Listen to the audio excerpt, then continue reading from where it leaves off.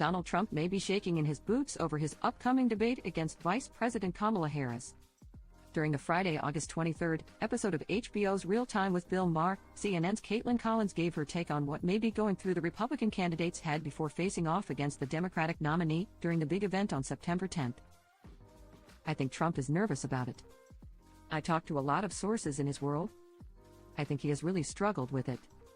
It's not just a narrative or a talking point from Democrats, the journalist told Bill Maher and fellow panelists Democratic strategist James Carville and GOP Congressman Dan Crenshaw. He really has struggled with how to combat her. And I think going into that debate, he does not really want to do it, she continued.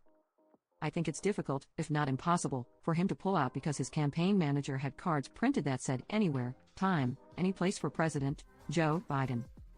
And it would look weak. But I don't think he's looking forward to it at this point. Last week, Harris gave a rousing speech at the Democratic National Convention where she accepted the party's nomination. During the address, the former prosecutor slammed Trump for what he would possibly do if he was back in office. In many ways, Donald Trump is an unserious man, she told the crowd. But the consequences of putting Donald Trump back in the White House are extremely serious.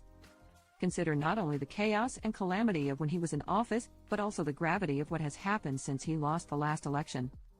Just imagine Donald Trump with no guardrails and how he would use the immense powers of the presidency of the United States, Harris noted.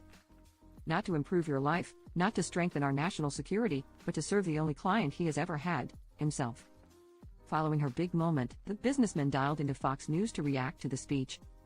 She's not having success. I'm doing great with the Hispanic voters. I'm doing great with black men.